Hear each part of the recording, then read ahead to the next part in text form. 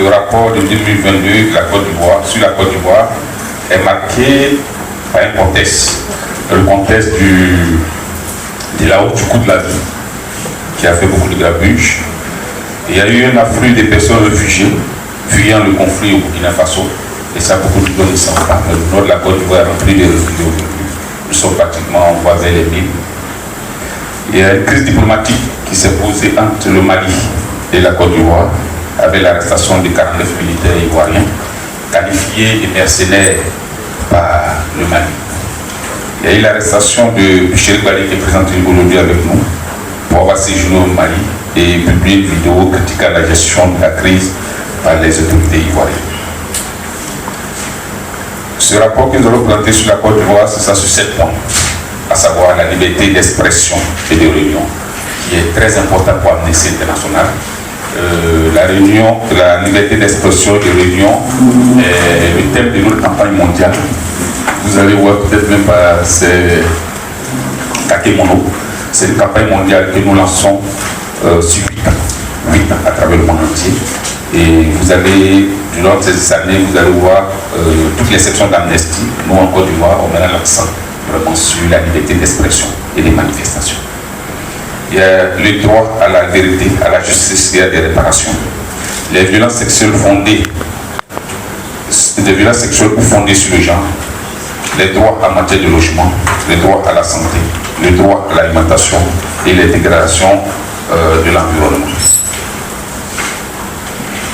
Pour le premier point concernant la liberté d'expression et de réunion, nous avons mis l'accent sur trois points durant toute l'année 2020.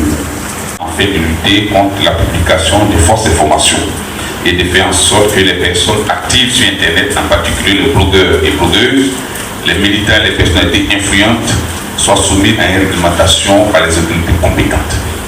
Des militants ont été mis en garde pendant l'année écoulée contre le fait que sur des tests étaient promulgués, ils pourraient servir à réprimer le droit à la liberté d'expression en ligne et à prendre possible les détracteurs et détracteurs des autorités. C'est le danger que nous voyons à travers cette loi. Dans le mois d'avril passé, des manifestants ont été blessés à Boaké lorsque la police a utilisé du gaz lacrymogène pour disperser des étudiants. Plus de 20 étudiants ont été arrêtés avant d'être libérés un mois après. Ils ont fait un mois à la prison de Boaké, juste parce qu'ils réclamaient encore de meilleures conditions pour pouvoir étudier. Et le dernier cas, c'était en décembre, tout récemment, en fin d'année. 46 titulaires de doctorat ont été arrêtés lors d'une marche ayant pour objectif de remettre au Premier ministre une liste de revendications. Ils quittaient juste l'hôtel de ville pour aller à la primature, voir plus ou moins la distance. Ces personnes ont été arrêtées. Ils ont passé une semaine de détention. Lors du une semaine après, ils ont été jugés. Une femme a été relâchée parce qu'elle est arrivée juste au moment où ses amis montaient dans le cargo, et elle-même s'est invitée dans le cargo. Et les 5 autres ont été condamnés à 4 mois d'emprisonnement des suicides pour trouble public.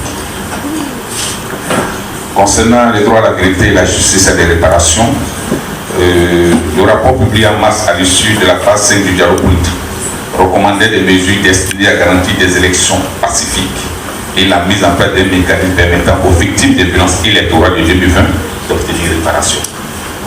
Selon les chiffres officiels, 85 personnes avaient été tuées et des centaines avaient été blessées lors des manifestations d'affrontement entre sympathisants du parti au pouvoir et l'opposition en 2020.